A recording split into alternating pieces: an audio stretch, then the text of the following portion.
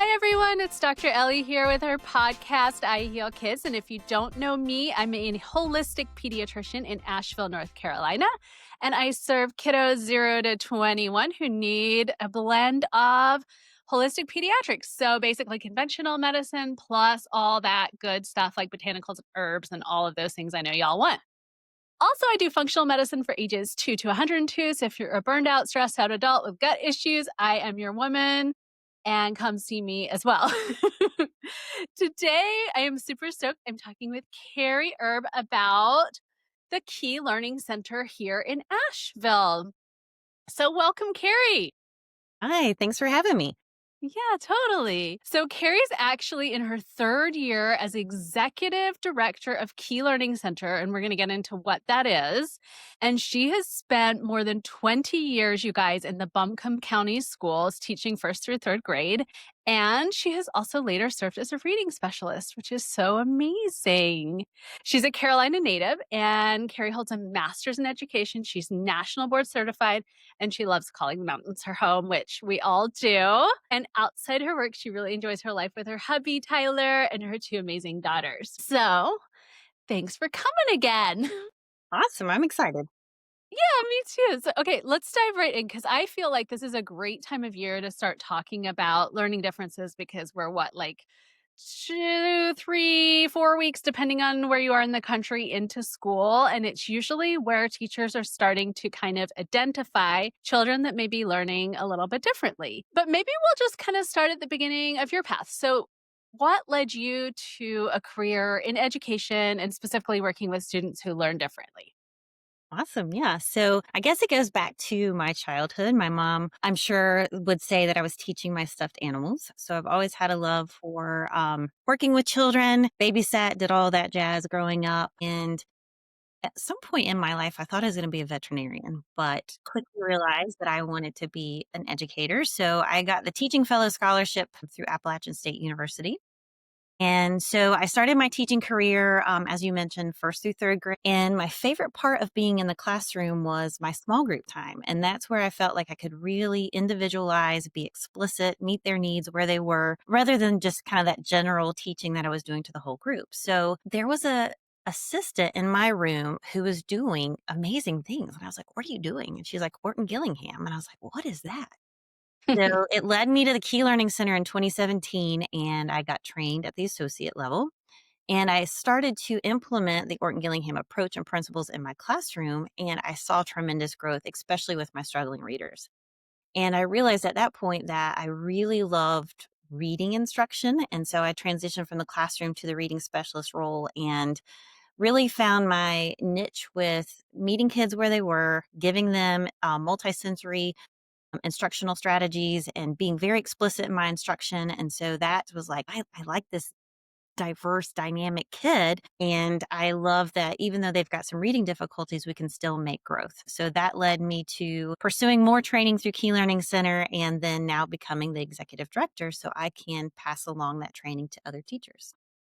Well, that's amazing. So it sounds like you really wanted to just dive deep with the kids and meet them more, a little bit more one on one or in a small group to just really get their skill level to where you knew they could be and to meet their potential. Just to piggyback on that, like what would be maybe some signs that a child might be wanting or needing additional help for learning differences when it comes to things like reading? Because sometimes I think it's hard to even know. It is hard to know because some of the, say, indicators of dyslexia are also just indicators of maybe poor instruction or a student that needs more layers of intervention. So, what you're looking for are definitely errors with spelling, difficulty learning letter names, phonics, being able to kind of break apart parts and words, reading slowly, reading below grade level, and just needing extra help or extra layers of support. And so those are things to look for. It doesn't mean that my kid's neurodiverse, my kid has dyslexia. It just means we need to do something different to meet them where they are. And school systems use MTSS. So it's that multi-tiered system of support. So they're looking at them at tier one, which is classroom. Do they need more? We're going to layer on tier two, which might be a reading group. Tier three is that an intensive intervention. Like, okay, what else can we layer on to help this kid close that gap? And then at that point, if they need more, there's the IEP and that process of being tested by a clinical psychologist. So there's starting very simple is just how are they doing in reading? How are they doing with spelling? What do the benchmark test indicate? And what is the school doing to help that kiddo close that gap? Yeah, 100%. Because it's not just dyslexia, and for parents that may not know, dyslexia is difficulty with it's like a learning difference with reading, and I know you're gonna talk about that more later, but I've noticed in my practice, sometimes there's kind of signs of that specifically that, parents may not be aware of, like, maybe your child can't rhyme, at a younger age, like cat and at and bat and things like that. Have you noticed, like, anything, like, specific that would be, like, little red flags that parents could kind of follow?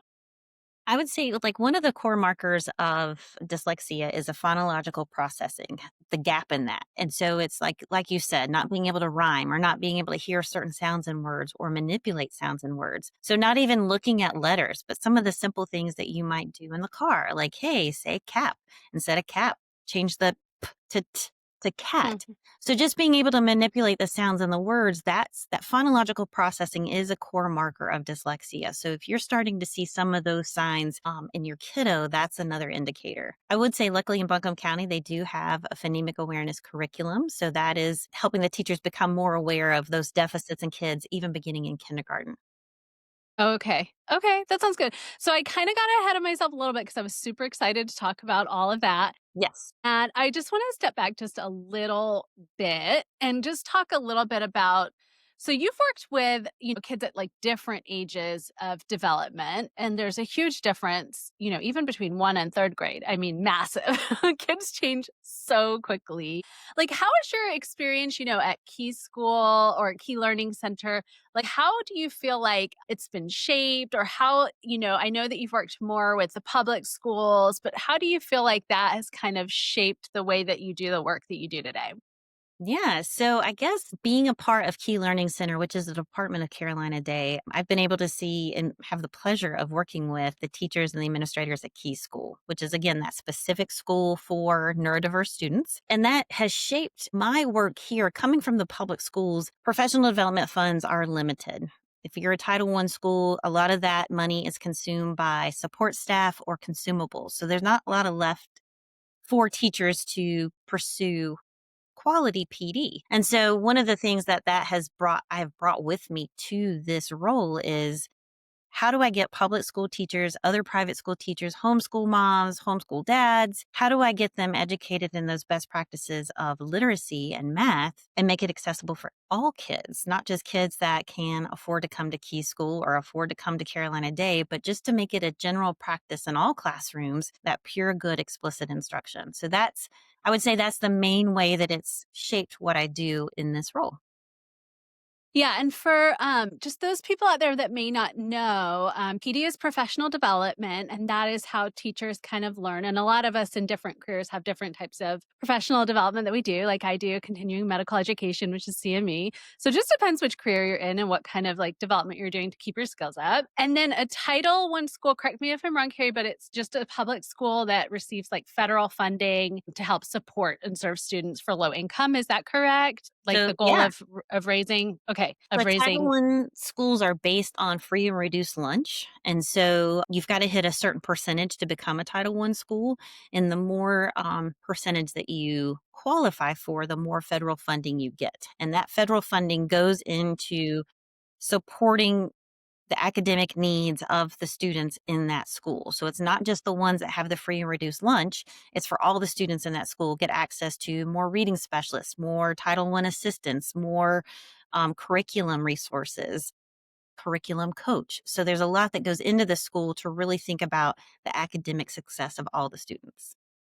okay. So, because I was confused about this when I moved to Asheville, and I know we've talked before, and you kind of helped clarify it for me. But for people that may not be familiar with like the differences with like Key Learning Center and Carolina Day and all of that, like who exactly does Key Learning Center serve? And like what are the differences with those pieces out where you're working? Great question. So Carolina Day is a private independent school here in Nashville. One of the divisions of Carolina Day is Key School. And so as a school. There's a principal, there's teachers, there's classrooms, there's kids. It focuses on neurodiverse students and it's second through eighth grade.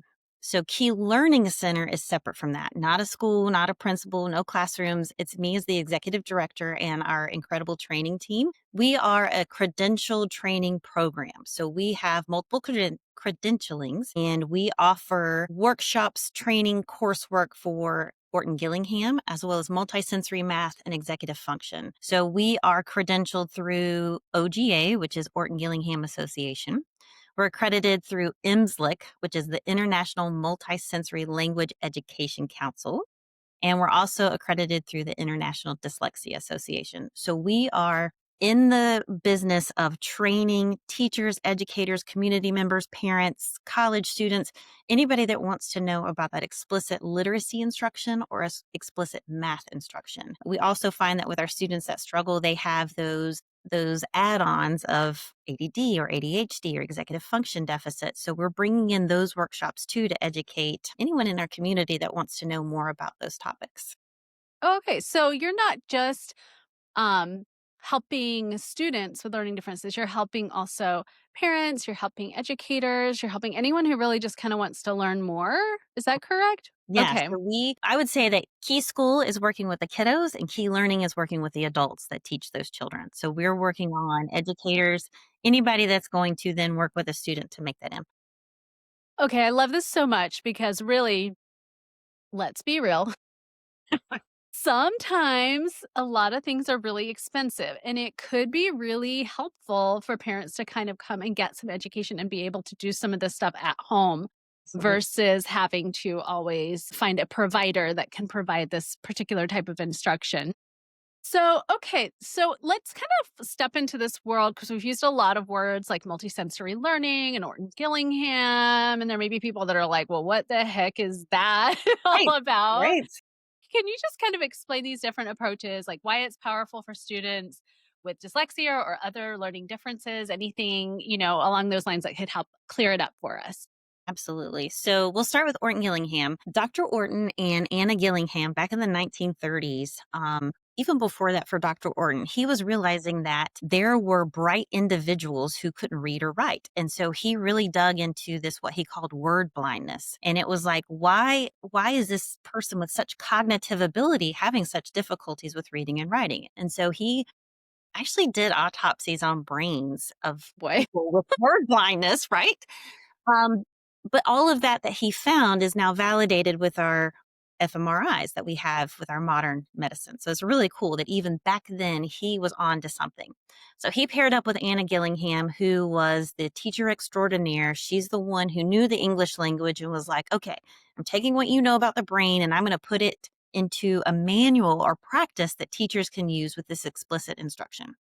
So, thus Orton-Gillingham. So here we are about 100 years later, still using the approach. And I'm going to use the word approach and not program. A program is something that your school can buy. You open the page, day one, teachers teach this, teachers say this. Orton-Gillingham is an approach. We follow principles, and that allows the teacher to be explicit and systematic with their instruction, to be diagnostic. What is the kid doing? What error are they making on this assessment? What error are they making every day? Then I can be prescriptive in what I give. Very cumulative, a lot of repetition, just because we know that the brain needs that to really become automatic and to master skills.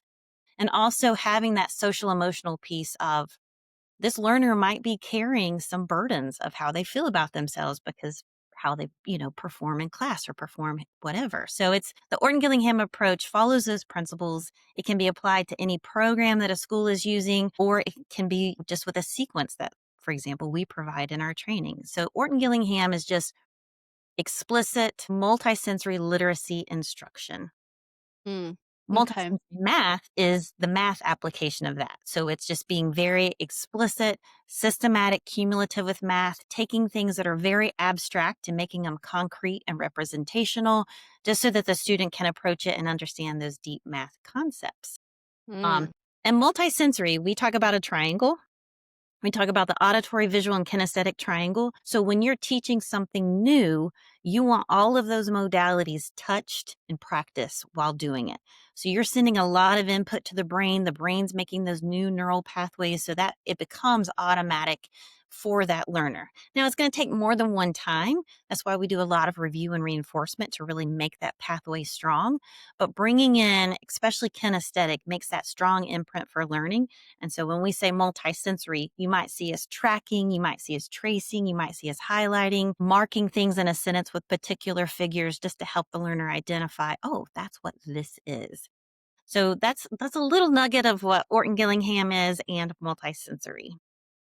Oh, that is so great. And so I just want to put just kind of in case anybody doesn't know, because we're using lots of fun words, Yep, we are. but really, like if you're not medical, you may not know, or if you're not in teaching.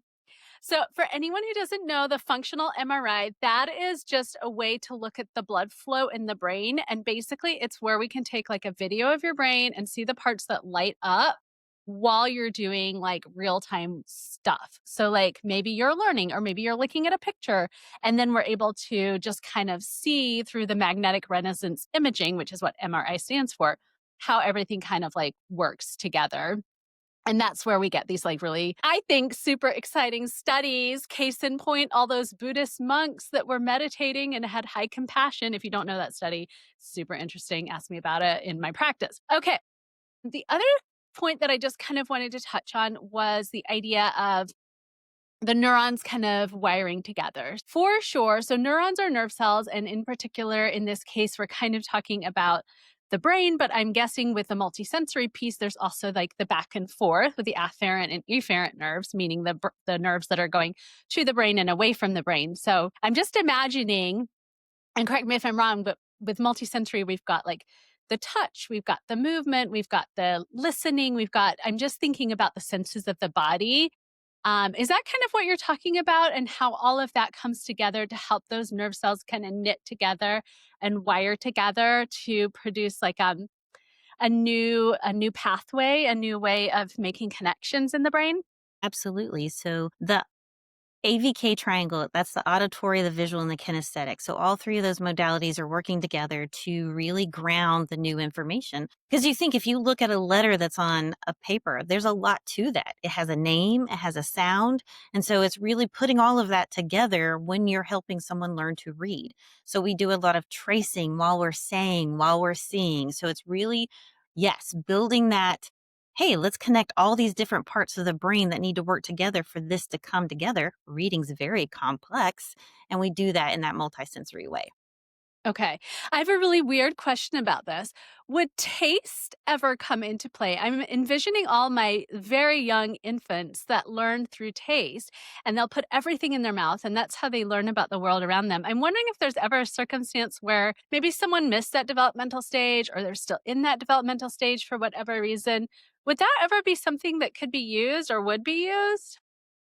That's a great question. I mean, that's definitely one of our strongest senses and strongest memory makers. Yeah. And You know, I smell, right? and smell for sure. So I know there are different, like, perhaps when practitioners are introducing a concept, let's say like the EE and the EA vowel team, they might bring in green tea for the kids to drink. Mm. It's not necessarily teaching them you're drinking EEA that says E, but you're making that memory of, let's connect it back to remember when we had green tea, which is then that visual of this is what I did. This is connecting to my memory. So, there maybe is a piece of taste involved. Who knows? That's a powerful sense for sure. We definitely have strong reactions to different tastes. Yes, we do. I can definitely tell you that after all the different supplements that Yes, I've tried with children. yes. I also love, and I just want to put a little fine point on the emotional side of this, because I, in particular, work with all kinds of kids, and some kids have different learning differences that then maybe they've received information about that was not the most positive over time, and maybe now are starting to develop some kind of thought about their learning difference, such as, I'm not good enough. I don't learn right. I'm not smart enough. I have anxiety that's developing and bubbling up and all of that.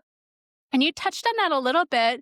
Are there certain ways that you kind of work with that, or are you more inclined to kind of refer out to like a therapist or, a holistic pediatrician or something like that? So the trainings that we do, we obviously are not clinicians, but we say that the treatment is educational. So some clinician makes the diagnosis where Orton-Gillingham is the educational treatment. But as far as like it being one of our principles, it is a big deal because we do have a lot of kids that come to the table that have been told can't read, he's just lazy, blah blah blah. So that emotional baggage is real. And so what we do in our practice is we are very much attuned to the kiddo. We meet them where they are. We take them places, but in structured way that they can be successful. Lots of repetition to help with that support. I will say even at Key School, they have a full-time counselor just because there is so much involved in that profile.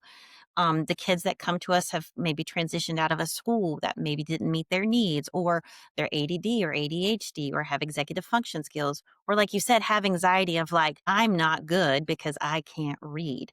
So there's Mhm. very much, we do very much layer on that love and compassion and patience while we're working with students. And in particular at Key, having that full time counselor, she's hands on deck and she's meeting kids, having one on one, talks with them or group talks, just because there is a lot that comes with it, and even adults that weren't diagnosed, just the burdens they've carried their entire lives of like, "I am not worth anything because I can't read."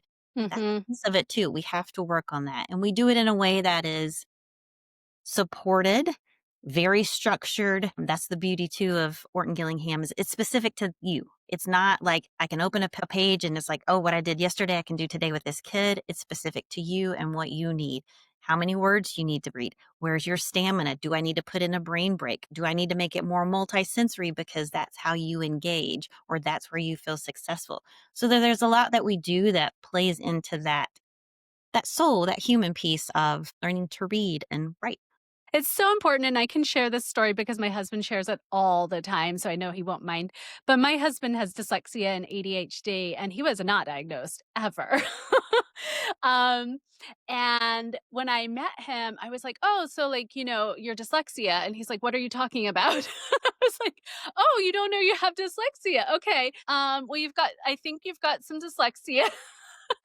And then ADHD, and he's like, "Yeah, I think I've got that, like, my whole family has ADHD." I was like, "Yeah, pretty sure." And it's so interesting, like, the messaging that he received growing up, that he just was not smart, and this is a man who's, like, extremely intelligent, so creative, can build anything that you want him to build, models, fences, I don't even a path, like, all this stuff. He teaches English today at Franklin School, so just super bright guy, and had received all these messages that he was, like, not, an intelligent person, or there was something wrong, that he couldn't sit still. And, to be honest, even in our relationship, I'm like, "Oh, okay, wait, let me get your fidget Right? and let's take a brain break," because I'm the type of person where I can focus for Same. 10 hours. Yeah, I mean, it is shocking. I can be at my computer just, like, tapping away, and my husband's like, "Okay, like, no. We gotta go for a walk or something." Yes. And he's right, like, I need that Sure. too. So it's kind of interesting that we can learn from each other, whether we have learning differences or not, and it's kind of interesting we even call them learning differences, because 'cause don't we all kinda learn differently anyway? I don't know. Yeah, and I Yeah. I will say my husband was diagnosed with ADHD as a child, but never told. So his mom Okay. was just like, "I'm taking you to these tests because 'cause you're super smart." And then it was like, "Let's put him into sports. That's gonna get his energy out." And it breaks my teacher heart and my wife heart, of course, because had he known what he was working with, he could empower himself. He could advocate for himself. He could say, "This is Yeah. what I need. I have this. This is how I learn." For me as his teacher, I would have been like, "Oh, okay, I got plans for you. I know where you need to sit. I know you need a brain break. I know you need this." But not giving him that knowledge is really it was tricky for him. And just reading back on his report card comments, wow, like Yeah. it was unfair. And so I think that's one piece that we try to do also in our training is really explain dyslexia and empower the students with this is your cool, unique brain. This is how it learns. Look at all of your creative strengths. And oh my gosh, you're so smart. We're just going to work on how to get there to get it, correct. So it's pretty cool. I will say Dr. Milner, who started Key School and Key Learning Center, she is a powerful, wonderful genius and really, really gets the kids to recognize how uniquely wonderful they are. It's not baggage anymore. It's like, I am dyslexic or I am neurodiverse, So it's really cool that I think that's part of it is the students I work with, they know they have dyslexia. So when they meet their new teachers, they can say, "Hey, I'm dyslexic and ADD. Don't sit me near the fish tank." So it's like advocate for themselves. I think there's power in that, but it's also the whole family needs to understand kind of that profile and that dynamics. Yeah, because there is a lot of fear around, like, having a label, I think, Yeah. for parents, and, I get that, I really, really do, and sometimes the label can be helpful for people that are looking to support, and so I think it's definitely something to have a discussion about and be like, "How does this label help us at school, or how does it not?" And then we can decide, like, what is appropriate for that particular child. Yeah. Every parent that's ever asked me about getting their child like a psych ed or something from a clinical psychologist, my answer is always this, and I still stand by it, even for my own kids if they needed it, was what's the harm in knowing more about your kid? First, most important is your kids got to understand why they're doing this. So you've got to have that family talk of, hey, we've noticed there might be some struggles. We're going to kind of investigate, be like investigators and see what's going on and how you learn best. Because then that information is so powerful. For one, it can help the kid advocate for themselves. But then two, it's like you can help the school navigate what they need instructionally to be successful. So I think I always encourage parents, if you can, or if you feel like you need to, it's a great way to understand more about your kiddo. Yeah. And I will say from the clinical side, sadly, oftentimes for certain therapies, like were you to find out your child needed occupational therapy or some other kind of therapy along those lines, oftentimes for insurance purposes, having the label can be really helpful in getting those supports. Oh my goodness. I love this so much because I really do feel like this is very synergistic with functional medicine, which is kind of what I do and holistic medicine because not only are on your side you're providing all the learning supports, on my side I'm supporting the biochemical processes in the body. So let's say we want to upregulate, I don't know, serotonin, which is the happy calm chemical in the body. There are things that you can do that are not just pharmaceutical medications, and I am not a one person that is against pharmaceutical medication. I am a person that says there is a place for everything, right? There is a place for not using them. There's a nuanced place for using them. And we need to figure out like the best thing for your child. And it doesn't have to be the place that you start. So, there's plenty of things that you can do. You can do amino acids, you can do nutrition, we can take away the food dyes, we can look and see if there's food allergies that are causing upset tummies and pain. We can even dig deeper and see in particular with ADHD, there's certain like genetic disorders like cryptopyluria that can trigger it, and vitamin deficiencies and microbiome deficiencies. So there's so many things that even on the functional medicine side we can do to support your child's genetic potential. And I think just having those two things, if not more, but like that holistic 360-degree support around your child is super, super important. Absolutely. Okay, we kind of talked about the difference between key school and key learning, but I just want to just kind of touch a little bit more on professional development for educators. My husband's a teacher. I know there's lots of people that want to know more about Yeah. how they can get like OG training or other training for multisensory learning. How does that all work with you? Yeah. So we have I guess we would say our flagship trainings that we have every year. So in the summer we offer associate coursework, which means according to Orton-Gillingham Academy, excuse me, there are three levels of credentialing, and the first one to start at is associate. So we offer that coursework and practicum every summer. We offer things in person and live online. We're one of the few accredited training programs that does live online coursework, so we can meet you wherever you are. So we do that every summer, as well as a multisensory math one every summer. So that's where teachers come in for a week and get that hands on all the domains of math, K-5, really digging into how to make it concrete and representational. So those are kind of our flagship. Every year we're offering those. Every other year we take it to the next level of academy credentialing to certified. And so we offer that course.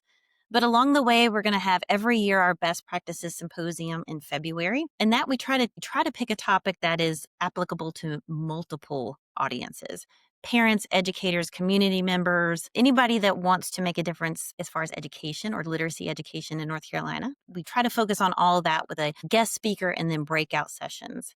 And also along the year, we provide different workshops. We did 2 executive function workshops last spring, and we were trying to bring some more of that back. So we really try to find what are people wanting to know more about, what are educators wanting to know more about, what are parents wanting to know more about, because we also want to be that resource for parents. So to find out what we're doing, you go to our website. I try to keep it updated with offerings that we have for Orton-Gillingham as well as math and our other workshops we're offering.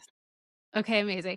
And I know we touched on this earlier, but I just want to put a finer point because it is that time of year that parents are hearing things and teachers are seeing things and all of that. If you're a new teacher, what are some things that you can look for, or maybe you're not as familiar yet because you're early in your career, that a child needs a different support? And for parents, like, what are some things that teachers might be telling them that would make them think, okay, maybe I need to get an evaluation or something like that? And also, where do they get those evaluations in and around Asheville? I know it can be tricky. Is tricky. So I guess, yeah, this time of year, a lot of, I guess most schools, if not all schools, are doing some kind of benchmark, their first tap of the year. Where are you? What happened over the summer kind of thing. In particular, in Buncombe County, they're using Dibbles through M-Class. And so what that's going to do is it does get down to kind of a finite early skill of perhaps phonemic segmentation, letter name fluency. If your kiddo's having trouble within some of those early foundational skills, that's going to be kind of an indicator of like, ooh, we've got to work on this. I will say in Buncombe County, teachers are trained very well to go dig deep to that lowest skill, work on that skill, progress monitor, that kind of thing.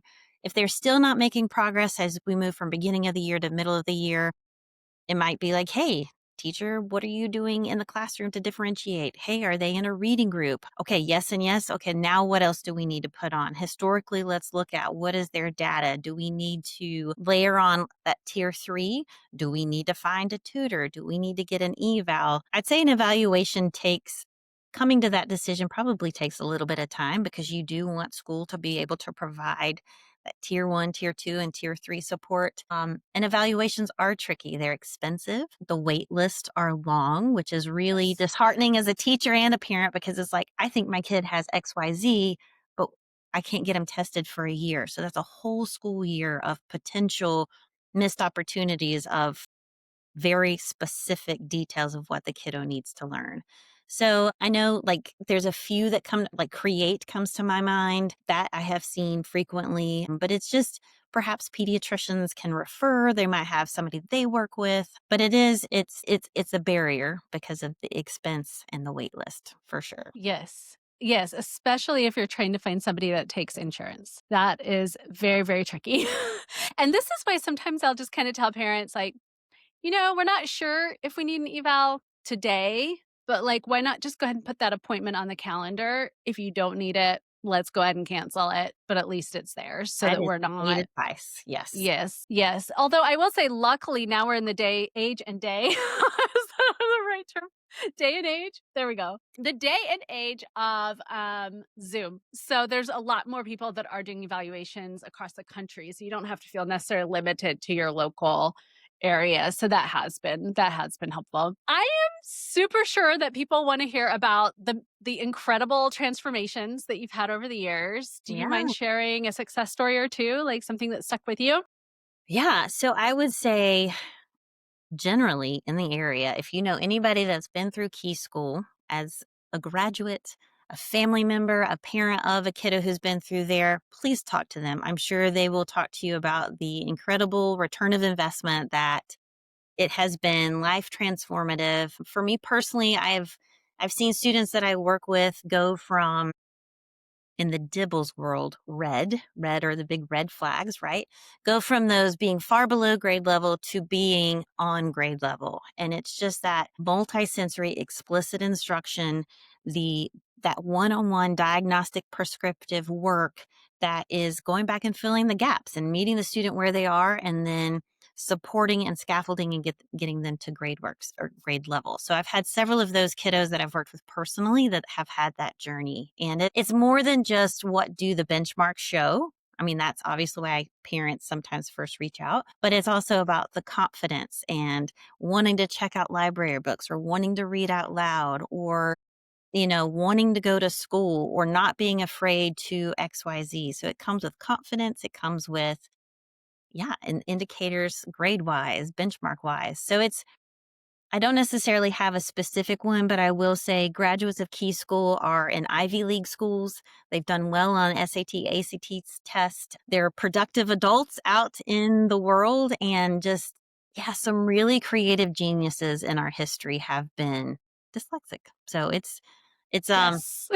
blessing, Wasn't not a wasn't curse. Tom Cruise Tom famously Cruise and dyslexic? I yeah, think I mean, so. just Yeah. Richard Branson, and you've got, Einstein and some all of these very creative individuals, artists, singers, songwriters. Taylor Swift's like the new one. So it's like, everybody's like, woot. So Yeah.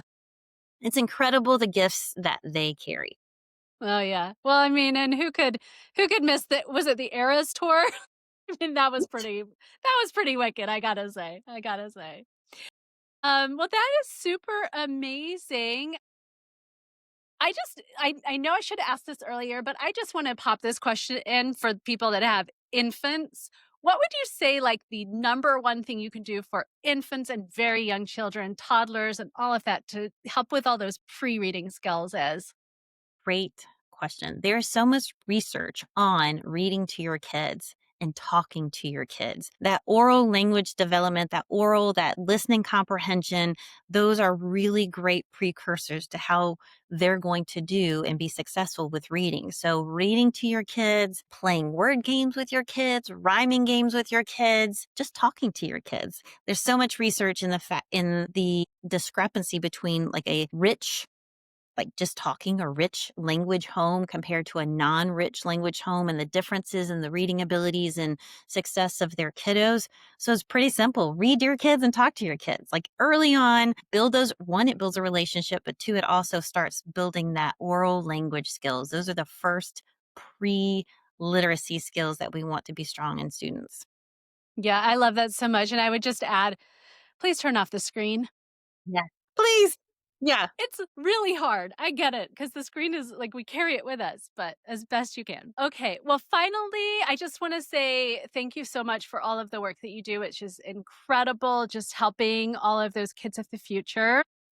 And yes, and thank you to everyone at Key School as well. And thank you to teachers because honestly, y'all deserve a big squishy hug. A big Totally. squishy hug Yes. because you guys do so much work and just are incredibly underpaid and are doing it for the love of children, the love of learning, and wanting to make a change for our futures. And I just want to make sure that I thank every single teacher out there, para educator, all of that, and support staff because you guys are rocking it out.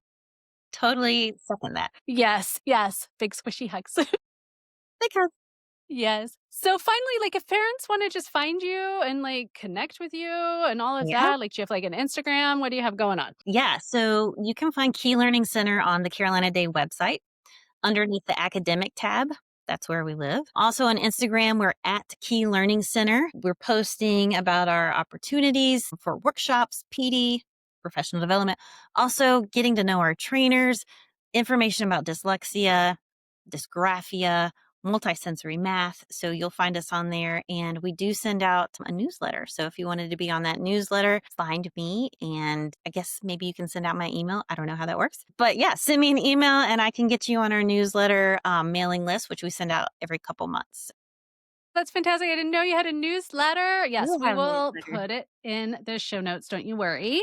So that everyone can connect with you. And we'll put my newsletter in the show notes too. So if you want tips on holistic other stuff, then sign up to that as well. Yay. Well, thank you so much, Carrie, for being here. I really appreciate your time, your attention, and everything that you do. And for those of y'all that don't know me, I'm Dr. Ellie. I'm at Middle Path Integrative Pediatrics. I serve kids 0 to 21 for holistic peds. and KITS 2 to 102 for functional medicine. If you do not know what that is, please go to the show notes because I'm going to link all those.